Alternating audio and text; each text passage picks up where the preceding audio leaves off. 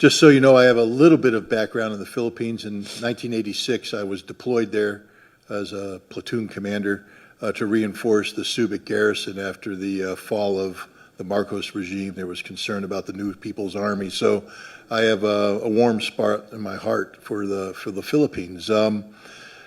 Let's build upon what Colonel Wilkerson had said earlier.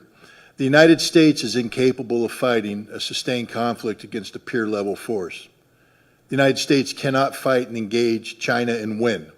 We will not beat the Chinese. We cannot beat the Chinese, and we know this, and yet we're using the Philippines to create the conditions of potential conflict with the Chinese. Please understand that for the Filipino people, this is a recipe for disaster.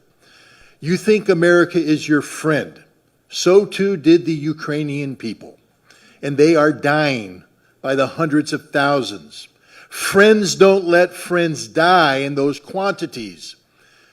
The Ukrainians have been displaced by the tens of millions. Friends don't let friends have their cities destroyed in this manner. Friends don't let friends have families separated, have mothers and children destined to a life of refugee status in perpetual poverty. That's not how friends behave. America has never been the friend of the Ukrainians, and we are not the friends of the Filipinos.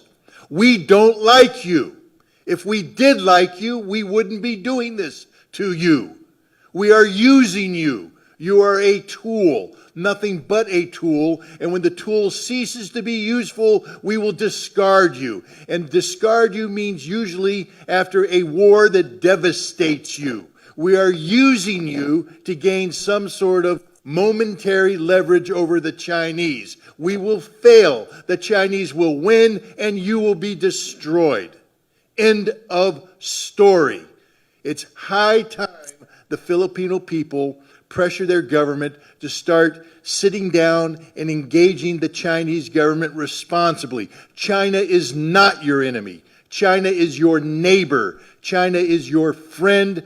China doesn't want war. And if you would engage China in diplomacy, and as we've all indicated here, America has long since lost the skill set necessary to carry out diplomacy, but the Philippine people can reignite this, to relearn it, to use this skill to prevent a war. But if you continue to behave as colonial subjects, and I know that's a sore subject in the Philippines, because you were the colonial subjects of America. We still view you as our colonial subjects.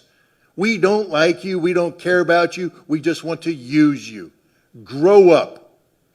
Grow up and act responsibly. Take control of your own future. America is not here to help you. America is here only to use you until there's nothing left, and then we will discard you on the trash heap of history. I must tell you, I spent a lot of time in the Philippines and came in off the carrier Iwo Jima, the Valley Forge, the Guadalcanal, and both, Scott would agree with me.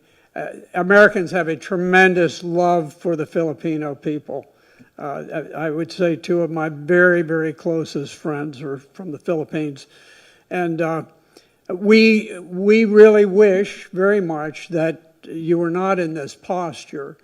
But I think it's very important for the Philippines to be clear-eyed in what's going on and not to be led down the path by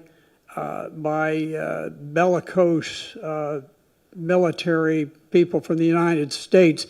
You're talking about small islands. I wish China were not engaged in that particular policy. I tend to be sympathetic towards them on many things, but less so on that one.